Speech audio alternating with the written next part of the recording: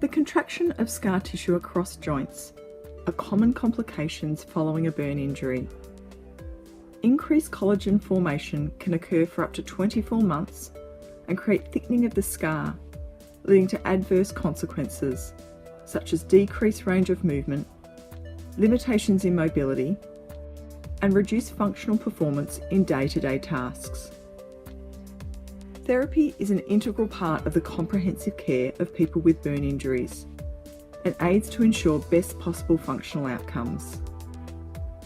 This video will outline the treatment methods used to prevent contracture development, including positioning, stretching and exercises, splinting and orthosis application, and pressure therapy.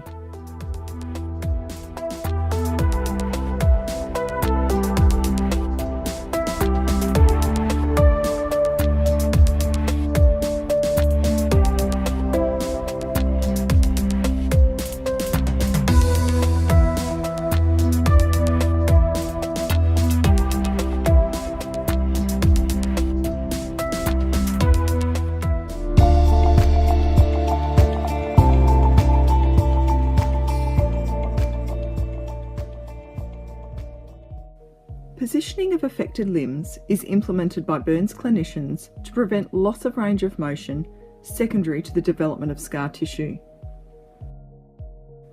Anti-deformity positioning of affected areas of the body includes neck, neutral to slight extension, shoulders, 90 to 110 degrees abduction with external rotation and 10 to 15 degrees of horizontal flexion to avoid excess stress on the brachial nerves. Hips, to avoid internal rotation or flexion, with legs approximately 20 degrees apart and knees straight. Anti-deformity positioning is encouraged during the recovery stage while scarring over joints remain active. Positioning the affected limbs in the anti-deformity position during rest periods at home will help people to maintain their range of movement by providing a prolonged and aligned stretch.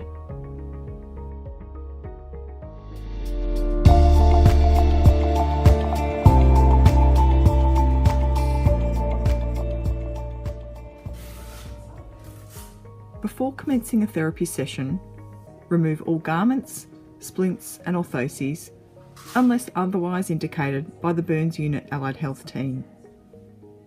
Massage can be completed along the line of contracture when the joint is at end range.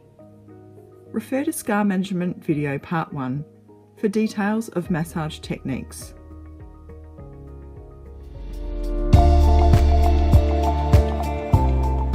The management of contractures of the neck and axilla are demonstrated here.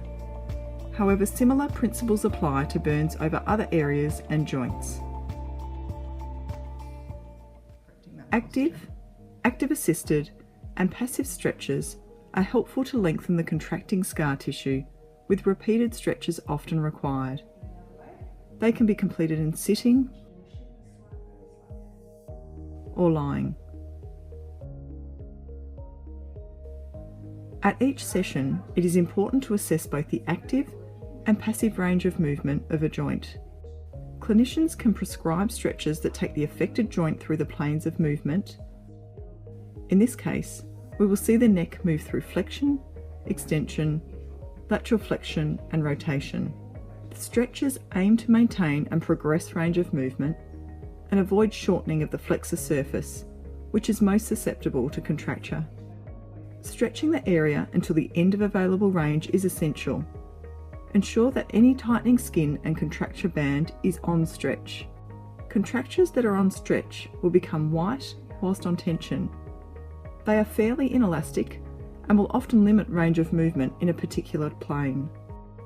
Verbal and tactile cues are often required to ensure clients do not use trick or hitch actions to compensate for their movement restrictions. In this example, we see the arm being abducted and the client hitching their shoulder, therefore reducing the potential full stretch of the neck. However, completing stretches that involve multiple joints is an effective exercise to assist with achieving end-of-range movement.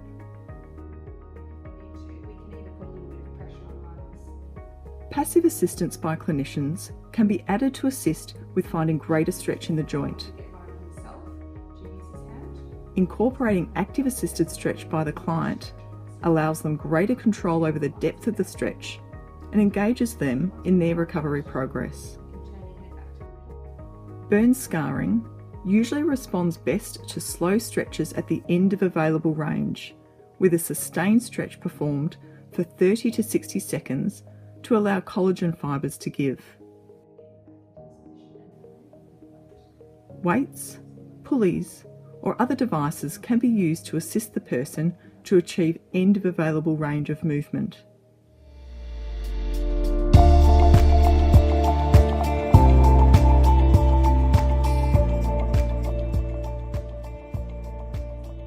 Often in the early phase of recovery, passive stretches and clinician-driven exercise programs are employed. Ideally, this has progressed towards an independent exercise program where a variety of resources can be used by clients in their own home environment or at their local gym.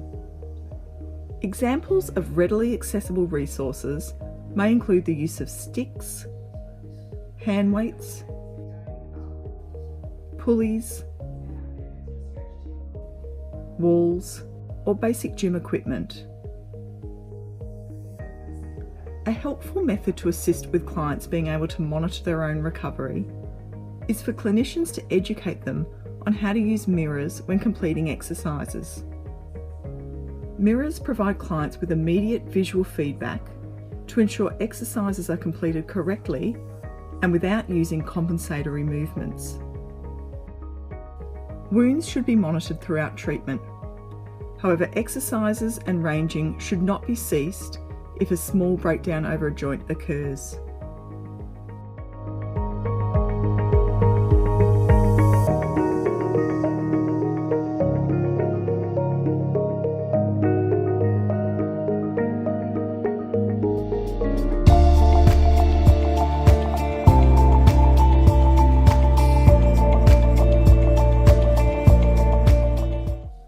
Splints and orthoses are worn to manage contracture and scar development. This is achieved by applying pressure to a maturing scar or enabling the prolonged stretch of a developing contracture band. Orthoses and splints can aid in a more uniform alignment of collagen, resulting in a flatter, softer, and more pliable scar, and assist with reducing the risk of contracture development.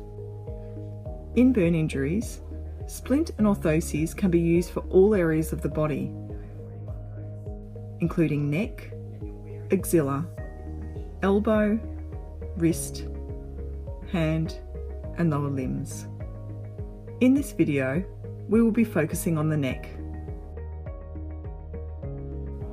Aspen collars are generally worn in the earlier stages of burn management when dressings are bulkier and wounds are still new. The collar encourages lengthening of the neck area and provides contour under the jaw. Custom collars are used when the graft is stable and there are no bulky dressings. To don the collar, the client can assist with holding it in place at the front whilst the two straps are secured at the back. The straps need to be firm to ensure pressure is placed over the scar or the healing wound of the anterior neck surface. The aim of the collar is to contour back onto areas of the neck to maintain an element of stretch as well as compression. Whilst a client may need assistance with putting the collar in place, it is imperative they are able to remove it independently to ensure safety. To check that adequate compression is being provided, the collar should be sitting flush to the anterior neck surface and the skin under the collar is consistently blanching. Ideally, clients should wear their collars overnight and remove them during the day to keep actively moving.